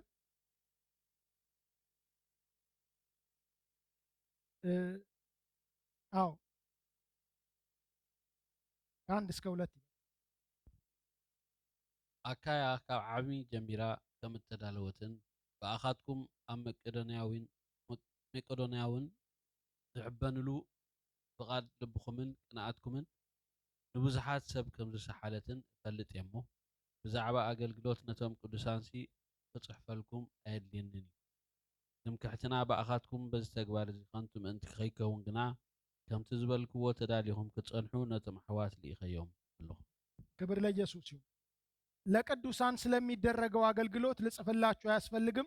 ምክንያቱም ሌሎችን ለመርዳት ያላችሁም በጎ ፈቃድ አውቃለሁ።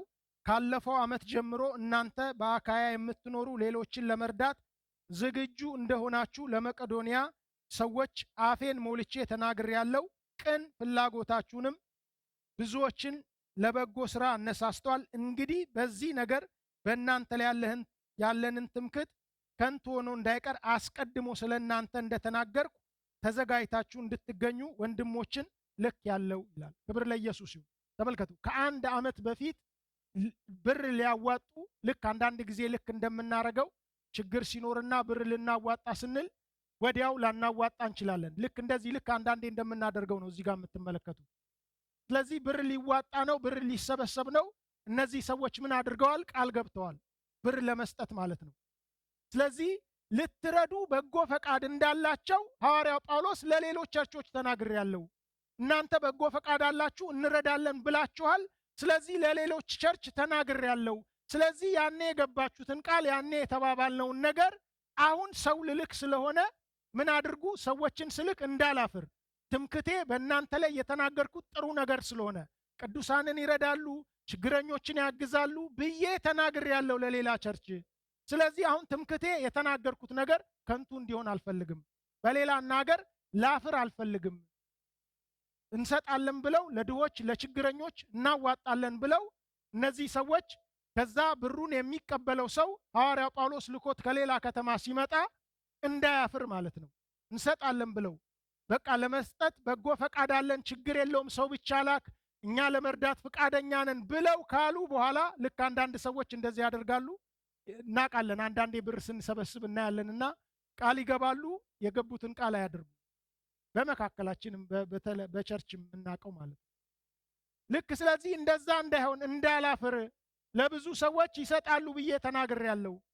አስቡት፣ ለሰው እሰጣለሁ ብዬ ተናግሬ የተቸገረ ሰው አለ። ሰው መጥቶ ልክ ከኔ ሊቀበል ሲል አይ ብል ጭንቅላቴን ባካስ ሐዋርያ ጳውሎስ እንዳላፍር በቃ በዚህ ትምክህት በጣም በእናንተ ላይ የተናገርኩት ጥሩ ነገር አለ። ስለዚህ ምን አድርጉ? ሰው ልልክ ስለሆነ ተዘጋጅታችሁ ጠብቁ አሁን ይላቸው። ክብር ለኢየሱስ ክርስቶስ ይሁን። ስለዚህ ቃልም ብንገባ ስለዚህ የምንረዳቸው ሰዎች እጅግ በጣም ብዙ ነገሩ ውስብስብ ከባድ ከሆነ አንድ ሰው ብቻውን ምንም ነገር ሊያመጣ አይችልም። ምንም ነገር ሊረዳ አይችልም። ሰዎች ምን ያደርጋሉ ማለት ነው? ኮንትሪቢዩት ያደርጋሉ። ቸርች እንደምናደርገው አንደኛ ቆሮንቶስ ምዕራፍ 16ንም ስትመለከቱ ልክ እንደዛው ነው። ኮንትሪቢዩት ስለሚያደርጉት ነገር ሐዋርያ ጳውሎስ ይናገራል። ምን ማድረግ? ማዋጣት፣ በማዋጣት ማለት የመጀመሪያው ከትርፋችን ብለናል። ሰዎች የተረፋቸውን ለሰዎች መስጠት አለባቸው። ይሄ ከትርፍ የምንሰጠው ነገር እግዚአብሔርን ብዙ ሊያስደንቀው የማይችል ነገር ነው። ትርፍ ነው ያለን። ልክ በነዛ ሲደነቅ አናይም። በዛች ሴትዮ ግን ከጉድለቷ ስለሰጠች ጌታ ኢየሱስ ክርስቶስ እጅግ በጣም የሰጠችው ትንሽ ነው። ፕሮፖርሽኑ ግን ሲታይ እጅግ በጣም ብዙ ነው የሷ። ስለዚህ ጌታ ኢየሱስ በዛ ሲደነቅ እናያለን። ሌላው ካለን ነገር ትርፍ የለኝም፣ ነገር ግን ካለኝ ነገር አንድ ሰው ቀኑን ሙሉ ማይበላ ከሆነ ቁርስ፣ ምሳ፣ ራት ምበላ ከሆነ ወይ ምሳዬን ሰጠዋለሁ ማለት ነው፣ አካፍላለሁ ካለኝ ነገር። ወይ ደግሞ አብሬ ቁጭ ብዬ እኔም ምሳ አንድ ላይ እበላለሁ።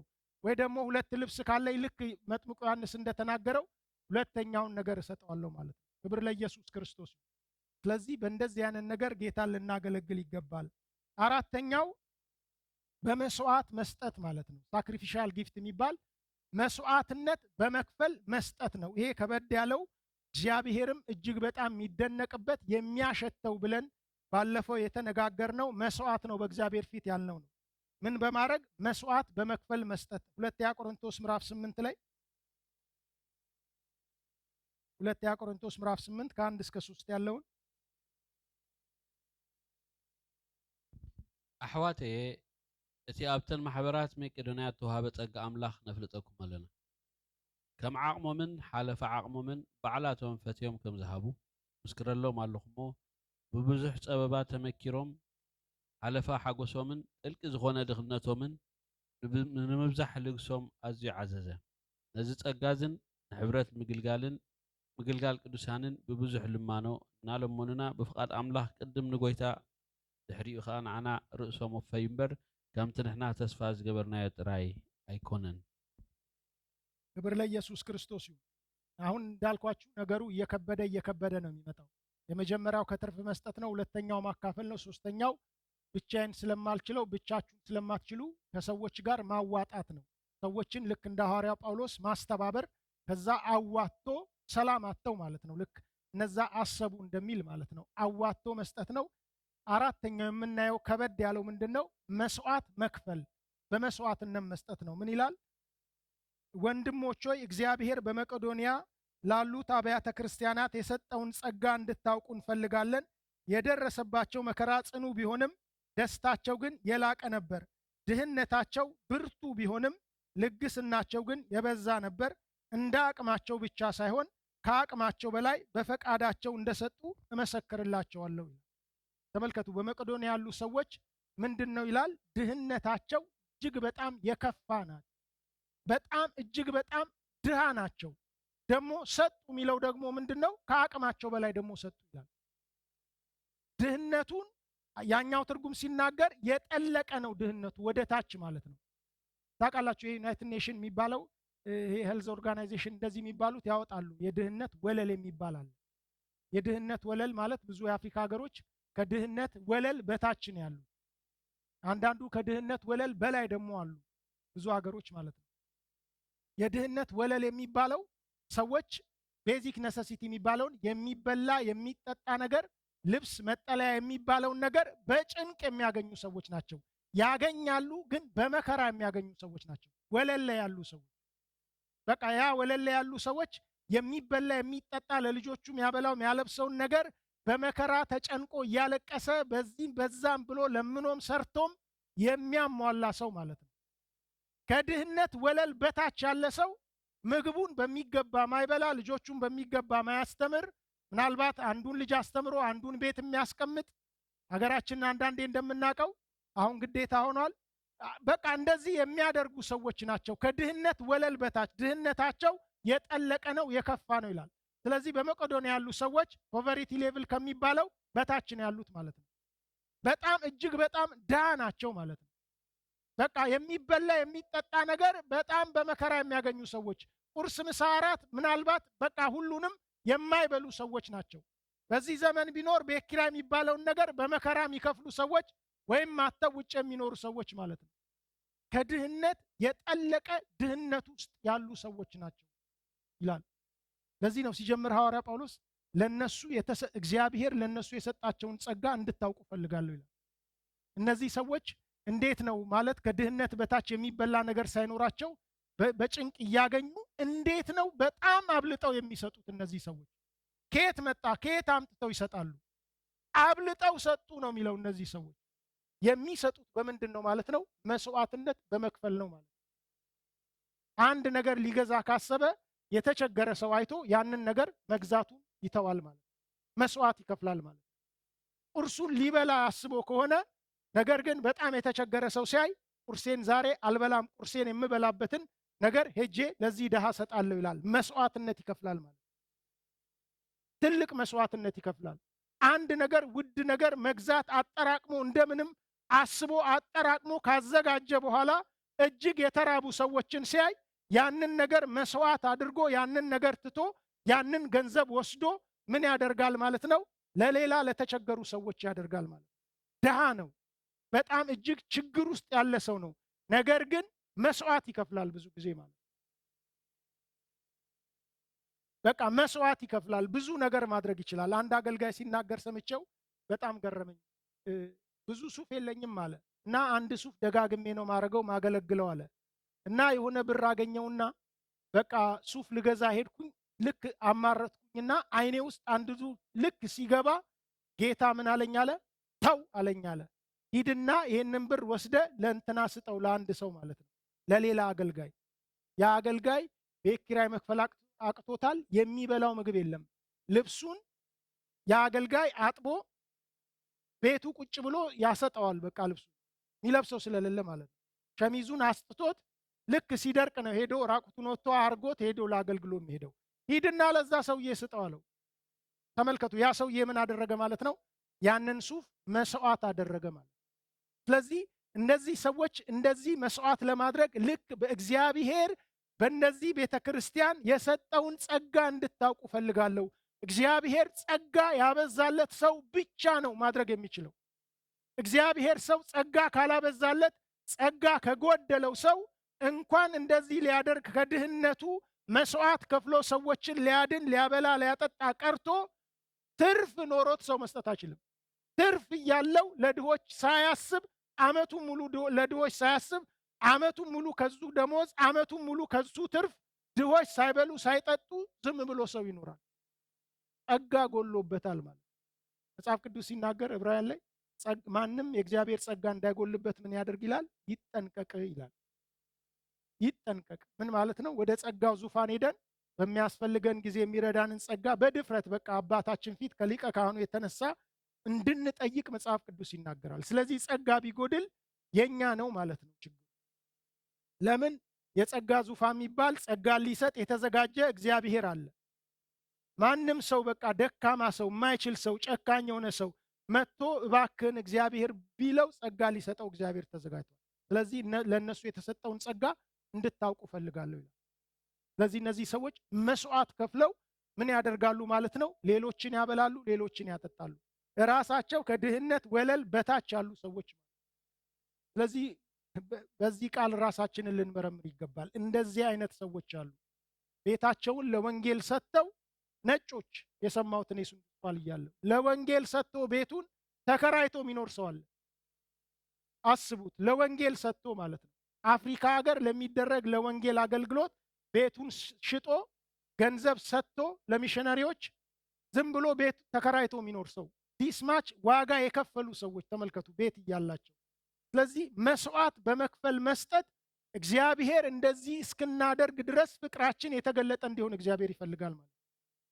መስዋዕት እየከፈልን ራሳችን ልናደርግ ልንቀበል ያለውን ነገር ትተን ሰውተን፣ ክብር ለኢየሱስ ይሁን። ስለዚህ ምን አይነት ፍቅር ቢገለጥ ነው ሰዎች ጋር እንደዚህ የሚሆነው ማለት ነው? እጅግ በጣም ሰዎች ሲጨነቁ፣ ሰዎች ሲራቡ፣ ሰዎች ችግር ውስጥ ሲገቡ አይቶ ሰላም፣ ልክ አንደኛ ዮሐንስ ምዕራፍ 3 ላይ እንደሚለው በቃ ይሄንን ነገር ሰምቶ ይሄንን ነገር አይቶ ሰላም አያገኝም። እውነተኛ የእግዚአብሔር ሰው ከሆነ በቃ ሰላም አይኖረውም። በዚህ ጋር እሱ እየበላ ልክ በቃ ልጆች ልክ አንዳንድ ጊዜ እናቶች ይላሉ ምግብ እየበሉ ይሄኔ ልጄ እኮ ይላሉ። በቃ ምን እየሆነ ነው ማለት ለልጃቸው ያስባሉ። እነሱ እየበሉ ነው ግን ይሄኔ ልጄ ይላሉ። በቃ ውስጣቸው በቃ ይረበሻል ማለት ነው። ልክ ቅዱሳንም የእግዚአብሔር መንፈስ ያለባቸው ሰዎች ተርበው ተጠምተው ችግር ውስጥ ገብተው አይተው እንደዚህ ሰላም አያገኙም። ስለዚህ መጽሐፍ ቅዱስ ሲናገር አንደኛ ዮሐንስ 3 ላይ ልባችንን ምን ማድረግ አለብን? ማሳረፍ አለብን። በእንደዚህ አይነት ምን በማድረግ በመስጠት በመርዳት እንደዚህ ከህሊና ወቀሳ ማምለጥ መቻል አለብን። ምን በማድረግ በመስጠት እስከምን ድረስ በመስጠት መስዋዕት እስከ መክፈል ድረስ በመስጠት። ተመልከቱ፣ መስዋዕት የሚከፍል ሰው ዝም ብሎ አይደለም፣ እንደ ማንኛውም ትርፍ እንደሚሰጥ ሰው አይደለም። ህይወቱ በትክክል መጎዳቱ፣ ያንን መስዋዕት መክፈሉ በትክክል ይታወቃል ሰው። ስለዚህ ምን ያህል ነው መስዋዕት የሚከፍለው? በሰጠው ልክ፣ በተጎዳው ልክ፣ ያንን ነገር በማድረጉ በከሰረው ልክ፣ በተጎዳው ልክ መስዋዕቱ ትልቅ ነው ማለት ነው። ለዚህ ነው ባለፈው ስንመለከት መስዋዕት ነው ብዬ ያልኳችሁ በእግዚአብሔር ፊት እግዚአብሔር የሚያሸተው መስዋዕት ነው ያልኳችሁ ትርፍ የሚሰጠውን አይደለም። ሐዋርያ ጳውሎስ የሚናገረው ኤፌሶን ላይ አንብበነዋል። ኤፌሶን ፊልጵስዩስም ስትመለከቱ እነዚህ ፊልጵስዩስና ኤፌሶንን ስትመለከቱ በመቄዶንያ አብያተ ክርስቲያናት እንደሚል በመቄዶንያ አብያተ ክርስቲያናት ውስጥ ያሉ ናቸው። እነዚህ በመቄዶንያ ውስጥ ነው ያሉት። ስለዚህ ስለነሱ ነው ሐዋርያ ጳውሎስ የሚናገረው። ስለዚህ መዓዛው የጣፈጠ እግዚአብሔር ደስ ብሎት የሚያሸተው መስዋዕት የቱ ነው ከተባለ ሰዎች በመስዋዕትነት የሚሰጡት ስለተረፋቸው ዝም ብሎ የሚወረውሩት ነገር አይደለም ማለት ነው። ስለዚህ ስጦታም አይነት አለው ማለት ነው። ስለዚህ እኔ ምናልባት ቁርሴን ትቼ አንድ ሰው ደግሞ ቀኑን ሙሉ የሚበላውን ነገር ትቶ የሚያረግ ሰው ከሆነ የከፈለው መስዋዕትነት የእሱ ይበልጣል ከኔ ማለት ነው። ስለዚህ እግዚአብሔርም ሲያሸተው ደስ ብሎት የሚያሸተው ብዙ መስዋዕትነት የከፈሉትን ሰው። ስለዚህ እግዚአብሔር መስዋዕታችንን እንዲያሸት ለእግዚአብሔር ፊት ሲያስፈልግ ምን መሆን መቻል አለብን ማለት ነው? በመስዋዕትነት መስጠት አለብን። በመስዋዕትነት መስጠት እንደማካፈል፣ ትርፍን እንደመስጠት፣ ኮንትሪቢዩት እንደማድረግ ሁል ጊዜ የሚደረግ ነገር አይደለም። አስፈላጊ ሆኖ ሲገኝ ሰዎች የሚያደርጉት ነገር ነው። ኢኮኖሚያቸው፣ ህይወታቸው ይነቃነቃል ያንን በማድረግ። ልክ እንዳልኳችሁ ቤቱን ሰጠ ከተባለ የቤት ኪራይ ይኖራል እየከፈለ ማለት ነው። ቤት ኪራይ በየወሩ ሲደርስ ካልኩሌት እያደረገ እየተጨነቀ ይከፍላል። ምን እያደረገ ነው? መስዋዕትነት እየከፈለ ነው። ቤት ነበረው፣ የሚያደርገውን ነገር አስቡ። አንድ ሱፍ የነበረው ሰው ሌላ ሊጨምር ብሎ እግዚአብሔር ስጥ ሲለው በቃ በዛችሁ ሱፍ ሁሌ በየሳምንቱ ሰው ያንን አርጌ ሲያገለግል ነው ያየኝ ያለው ሰውዬ መስዋዕት ነው ማለት ነው። አሁንም ይቀጥላል። በምን? በዛው ሱፍ ያንኑ ሱፍ እያደረገ ሰዎች ሲያገለግል በእግዚአብሔር ፊት መስዋዕት ነው ያ። ስለዚህ ሰውቷል ማለት ነው። የሚሰዋው ነገር ሰው አለው፣ የተወው ነገር አለው፣ የቀረበት ነገር አለው ማለት ነው ሰው። ስለዚህ በመስዋዕትነት መስጠት ሳክሪፊሻል ጊፍት የሚባለው ምን አይነት ነው ማለት ነው? የሰዋነው ነገር አለ ማለት ነው። ስለዚህ እግዚአብሔርስ የሚቀበለው በሰዋውት ልክ ነው ማለት ነው።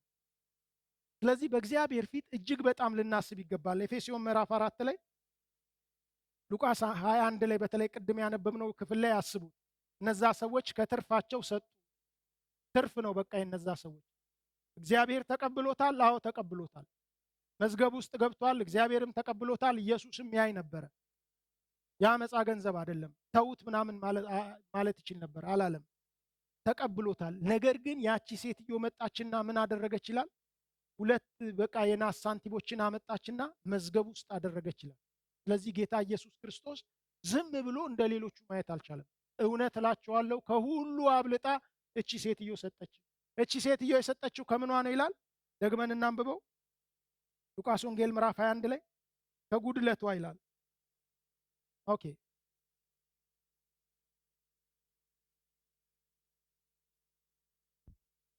እዚኣቶም ኩላቶም መባእ ካብ ተረፈም እዮም ዘውደቑ፣ እዚኣ ግና ካብ ስእነታ ዘለዋ ኩሉ ምግባ እያ ዘውደቐት በለ።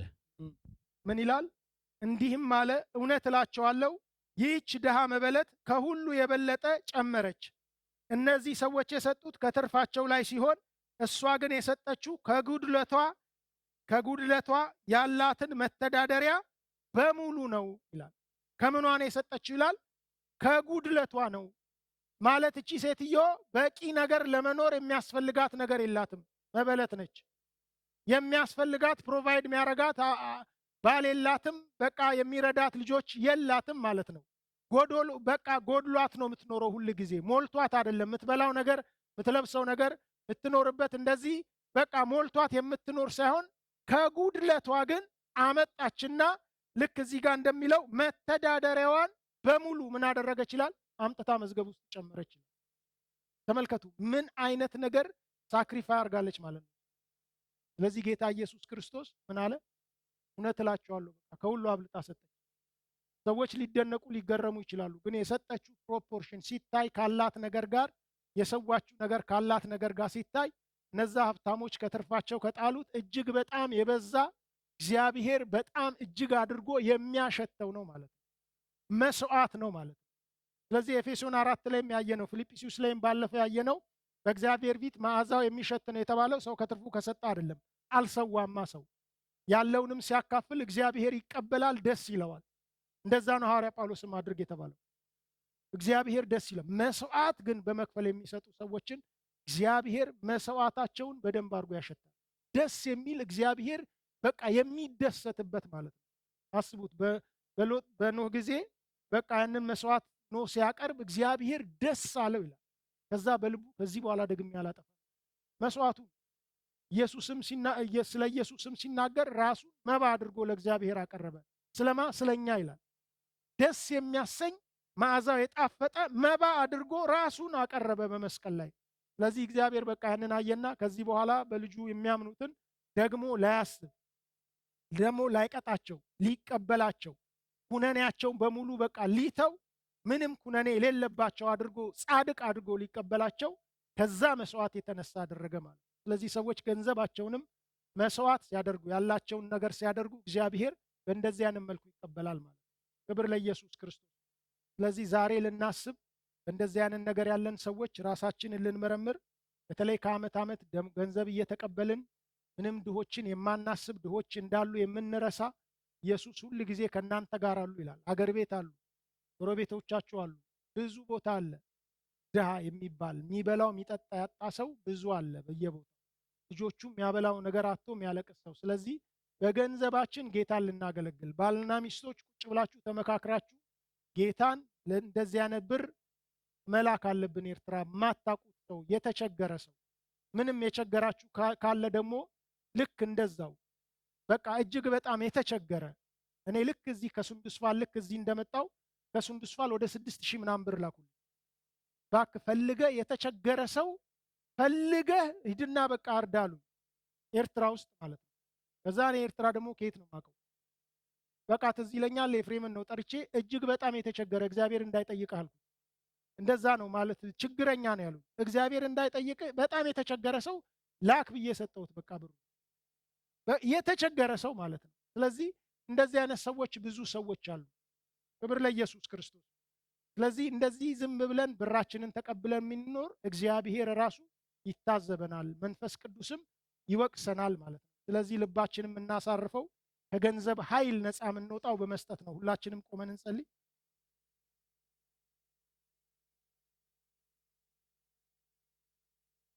ክብር ለኢየሱስ ክርስቶስ ይሁን።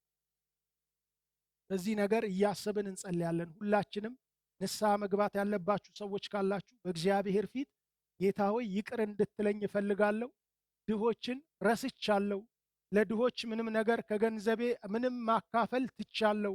እንደዚህ አይነት ነገር ሳረግ ራሴን አላገኝም። እግዚአብሔር ሆይ ይቅር በለኝ ብላችሁ እንደዚህ ማታደርጉ ሰዎች በእግዚአብሔር ፊት ንስሐ ግቡ።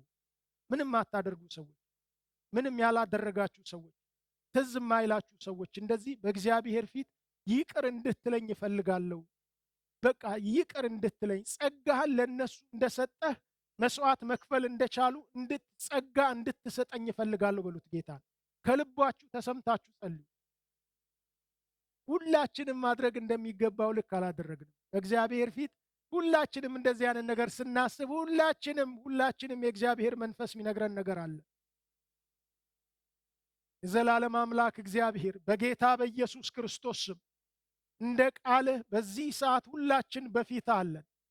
እግዚአብሔር የክብር አምላክ በናዝሬቱ በጌታ በኢየሱስ ክርስቶስ ስም በምሕረት ባለጸጋ ይሁን ይቅር እንድትለን በዚህ ነገር እግዚአብሔር የዘላለም አምላክ በምሕረት እንድታስበን በኢየሱስ ክርስቶስ ስም እንጸልያለን። እግዚአብሔር የዘላለም አምላክ ብዙዎችን ይቅር እንድትል እግዚአብሔር ድሆችን የረሱ የዘላለም አምላክ እግዚአብሔር ተርፏቸው ያላቸው መስጠት ያቃታቸውን እግዚአብሔር በጌታ በኢየሱስ ክርስቶስ ስም ይቅር እንድትላቸው የሰሙት ቃል በእምነት ከነርሱ ጋር እንዲዋሃድ በናዝሬቱ በጌታ በኢየሱስ ክርስቶስ ስም እንድትረዳቸው ጸልያለሁ። ክብር ለኢየሱስ ይሁን። 1-2 ደቂቃ ሰጣችኋለሁ። እንደዚህ የሚሰማችሁ ንስሐ እየገባችሁ በእግዚአብሔር ፊት ጸልዩ። የክርስቲያን ሕይወት ራሳችሁን መርምሩ በእምነት መሆናችሁ መጽሐፍ ቅዱስ ይላል። ለቆሮንቶስ ሰዎች ለአማኞች ነው የተጻፈው የቃል። ስለዚህ እንደዚህ አይነት ሰዎች ራሳችሁን አንዱ የምትመረምሩበት ለድሆች ለተቸገሩ ትሰጣላችሁ፣ እጆቻችሁ ይቆረሳሉ፣ ይከፈታሉ። እስቲ እንደዚህ አይነት ሰዎች በእግዚአብሔር ፊት ይቅር እንድትለኝ እፈልጋለሁ ጌታ። ሰው ምንም ባይኖረው እንኳን መስዋዕት በመክፈል ይሰጣል። እንደነዛ ሰዎች እግዚአብሔር ምሕረትን እንድታበዛለን በኢየሱስ ስም እንጸልያለን። ብዙዎችን የረዳ አንተ ነህ። ብዙዎች በዚህ ነገር እንዲያገለግሉ ጸጋህን ያበዛህ አንተ ነህ። እግዚአብሔር የዘላለም አምላክ በኢየሱስ ስም ለእኛም ይሄ ጸጋ እንዲበዛልን እንጸልያለን። ጸጋህ የክብር አምላክ እግዚአብሔር በኃይል በእኛ ላይ እንዲመጣ እግዚአብሔር የዘላለም አምላክ መስዋዕትን እስከ መክፈል ድረስ መራመድ እንድንችል የሚረዳ የበዛ ያንተ ጸጋ በላያችን ላይ እንዲመጣ እንጸልያለን። ጸጋ በኃይል እንዲያገኘን በኢየሱስ ክርስቶስ ስም እንዲወርድብን እንጸልያለን። የዘላለም አምላክ እግዚአብሔር ማሰብ የተሳናቸው እግዚአብሔር የዘላለም አምላክ አሁን ያንተ ጸጋ በኢየሱስ ክርስቶስ ስም እንዲያገኛቸው እንጸልያለን። ጸጋህ እንዲያገኛቸው በናዝሬቱ በጌታ በኢየሱስ ክርስቶስ ስም በዚህ ሰዓት እንጸልያለን። እግዚአብሔር መቆረስ ለሰው እንዲችሉ የተቸገሩትን ማሰብ ድሆችን ማብላት እንዲችሉ በናዝሬቱ በጌታ በኢየሱስ ስም በሐሳባቸው ከጸጋ የተነሳ እንዲመላለስ እንጸልያለን። የሚረዳ ያንተ ጸጋ፣ የሚያግዝ ያንተ ጸጋ በኢየሱስ ስም እንዲበዛላቸው እንጸልያለን።